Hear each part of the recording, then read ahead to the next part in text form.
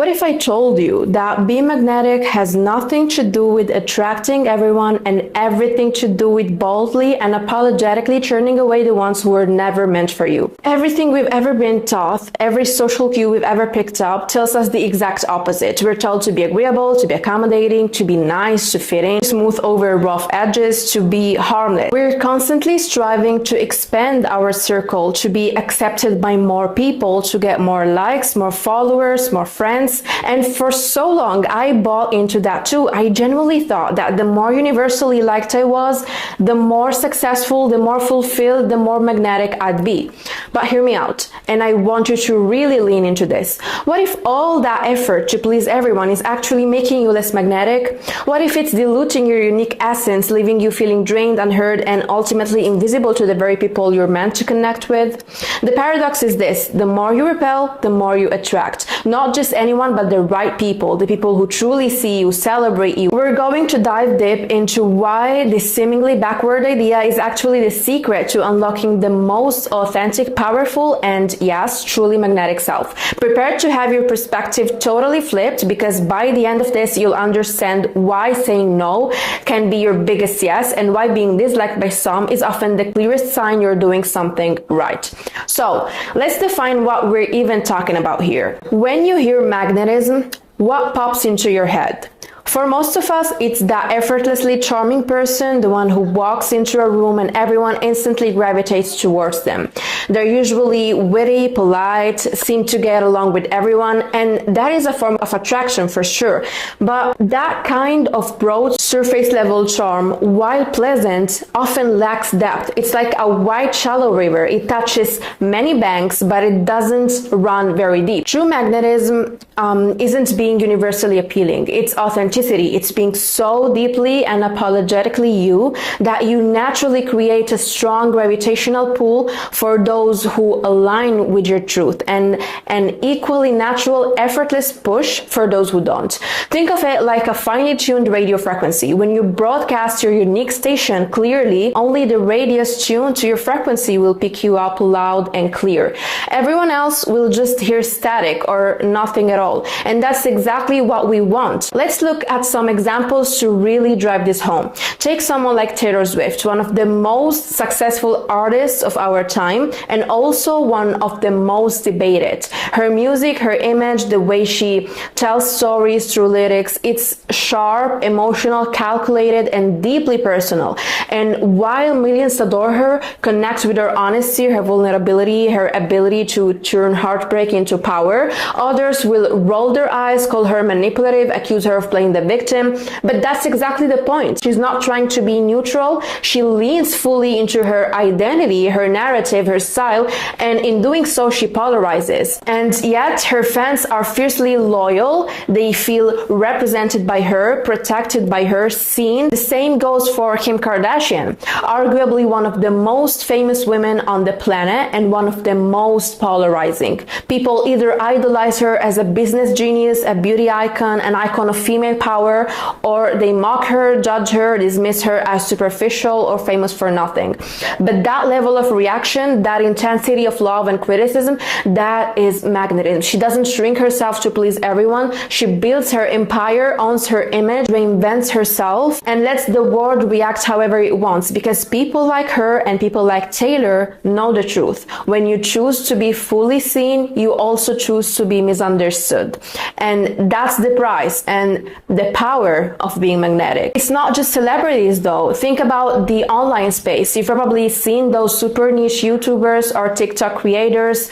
There's a guy who just reviews historical documentaries from the 70s, or a woman who only teaches people how to embroider fantastical creatures onto denim jackets. These aren't channels with tens of millions of subscribers, but their small, dedicated audiences are fiercely engaged. They comment on every video, they join Patreon, they buy the merch. Why? Because the creator isn't trying to appeal to everyone interested in documentaries or or everyone who likes crafts. They've honed in on something so specific, so them, that they've created a magnetic field for a very particular kind of person. They thrive by not appealing to everyone, by actively, even if unconsciously, repelling the casual viewer who isn't interested in that specific niche. And on a more personal level, I've definitely lived this. For years, I was such a people pleaser. I wanted everyone to like me. I'd laugh at jokes I didn't find funny, agree with opinions I secretly disagreed with, bend over backward to accommodate plans that didn't work for me. You know what happened?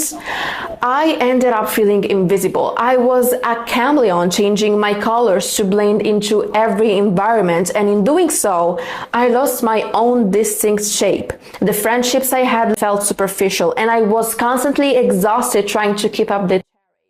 It wasn't until I started leaning into my own weirdness, my own strong opinions, that the people who truly saw me and who genuinely liked me started to show up. And the people who didn't, they just faded away. And honestly, it was such a relief. From a psychological standpoint, this all ties back to concepts like confidence and boundaries. When you're confident in who you are, what you value, and what you deserve, you naturally set boundaries. You understand that your time, energy, and emotional space are precious. You're not afraid to say what you think, or to say no to things that don't serve you, or to people who drain you. These boundaries aren't walls built to keep everyone out. They're filters designed to keep the wrong things out and to define the space where the right connections can thrive. Think about it like this, from the perspective of The Charisma Myth by Olivia Fox Cabane. She talks about charisma being a blend of presence, power, and warmth. Most people focus on the warmth and presence, but power is crucial. Part of having power is knowing what you don't tolerate. It's about having a strong center, a solid sense of self that isn't easily swayed or diminished. If you're constantly trying to be agreeable, you lack that crucial element of power. You become harmless. And I don't mean harmless in a sweet, innocent way. When you're harmless, you're a doormat. You're easily exploited, easily taken advantage of, easily dismissed. And doormats don't attract deep respect, genuine admiration, or lasting, meaningful connection. They attract people who need a doormat, which, trust me, you are not. So why is this repulsion aspect not just okay, but absolutely fundamentally necessary for true magnetism? Let's break it down into 3 key reasons. First off, authenticity. This is the bedrock of everything. You simply cannot be genuinely yourself if you're constantly shape-shifting to fit different people's expectations. Imagine trying to be both a hardcore metalhead, a classical ballet dancer, and a competitive chess player simultaneously, trying to genuinely embody each persona for different groups of friends all day, every day. It's exhausting. And eventually you lose sight of who you actually are beneath all those different masks. When you dilute your unique essence to be for everyone, you become a watered down version of yourself, like a delicious potent espresso that you keep adding water to until it's just flavorless brown liquid. No one is going to rave about that. No one is going to remember that. When you truly embrace your unique flavor, your quirks, your strong opinions, your passions, your boundaries, you become more powerful, more memorable, and more magnetic to the people who truly resonate with that flavor.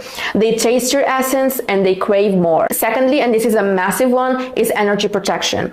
Think about how much energy it takes to manage relationships with people who drain you.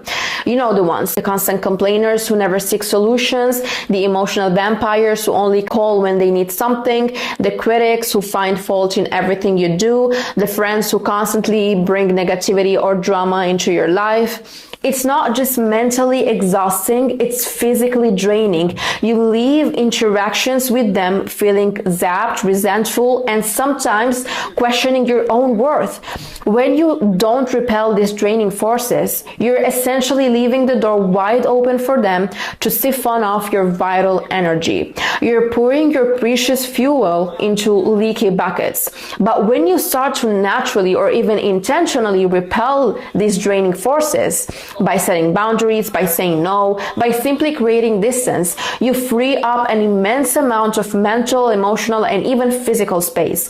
That space, that newfound energy, can then be filled with people who uplift you, who understand you, who genuinely support you. It allows you to invest in yourself, in your passions, in your true connections. Think of it as the opportunity cost of holding on to misaligned relationships. Every moment you spend trying to appease someone who doesn't get you is a moment you're not spending building with someone who does. And finally, there's this fascinating concept of social proof through polarization.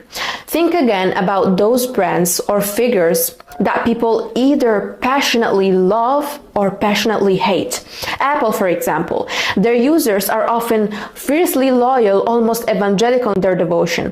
Why? Because Apple is not trying to be everything to everyone. They have a distinct philosophy, a distinct aesthetic, a distinct user experience. If you're into it, you're really into it. And if you're not, you might even actively dislike them.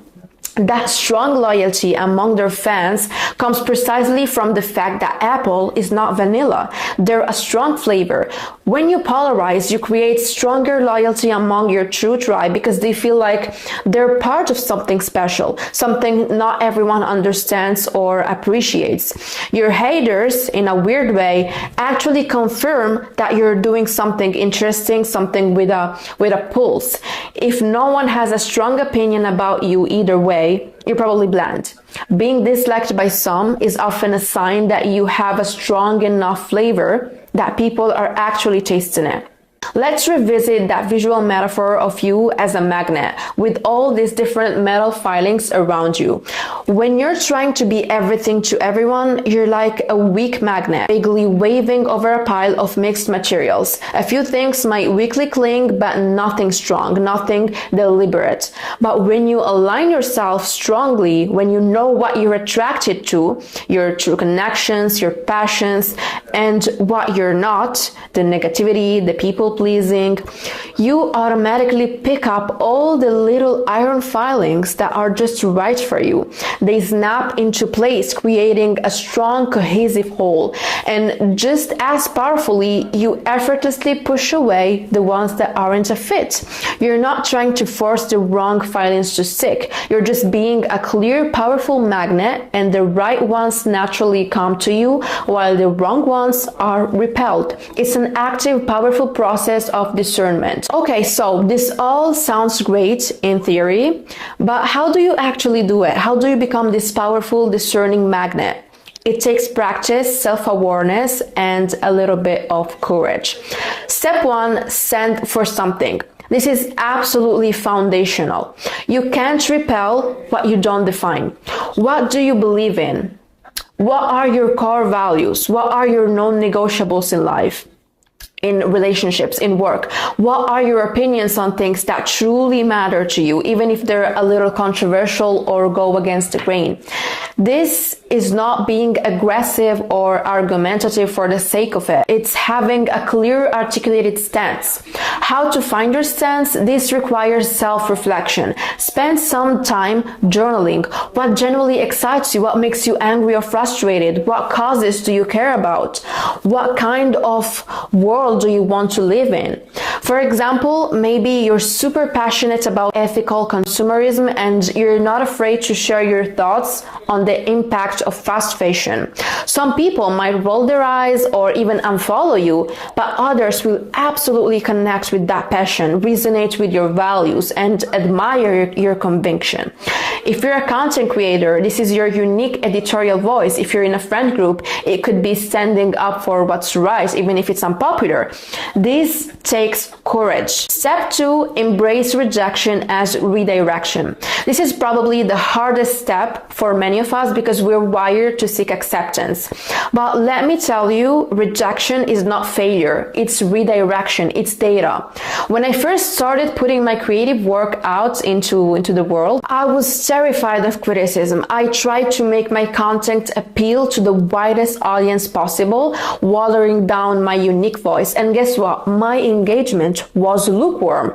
It was only when I decided to lean into my own specific, sometimes controversial takes on things, the stuff I really cared about, even if I knew some people wouldn't get it, that my audience actually started to grow and become deeply engaged. The people who weren't a fit naturally drifted away like leaves on a river, and the people who were a fit showed up in droves, hungry for more of what I was offering. It felt scary at first, like I was shrinking my potential audience, but it actually expanded my true impact on the quality of my connections. Think of rejection in different contexts. A job interview you didn't get, it wasn't the right fit for you. A friendship that ended, it created space for deeper connections. A social media post that lost you followers, good, they weren't your true audience anyway. Embrace that feeling. See it as the universe giving you a gentle nudge in a more aligned direction. Every no you receive or every no you proactively elicit is a step closer to a more resonant yes. Step 3, boundaries as filters. This is the most actionable and arguably the most powerful step you can take right now. Learn to say no. No is a complete sentence. You don't owe anyone a lengthy explanation or an apology for protecting your time, energy, and peace. How to set boundaries? It starts with knowing your limits. When you feel that gut feeling of dread or resentment about a request, that's your internal boundary alarm.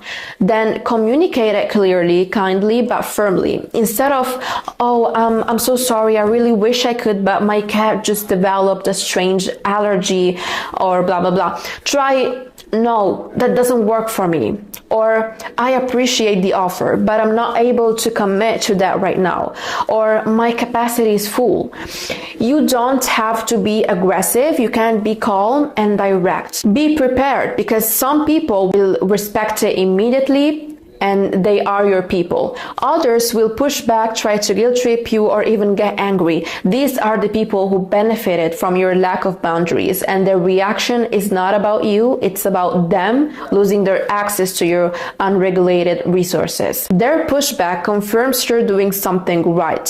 When you consistently say no to what doesn't serve you, you're not only protecting your own well-being, you're also attracting respect. People learn that your time and energy are valuable and they will value them more. It's amazing how quickly people learn to respect your boundaries once you start setting them firmly. Step 4, own your niche. This goes hand in hand with standing for something. It's leaning into your specific unique interests and passions. The narrower your focus, the deeper your connection can be with the people who share that passion. How to discover your niche? What are you obsessed with that others might find a bit odd? What problems do you uniquely solve? Lean into that. That's your goal.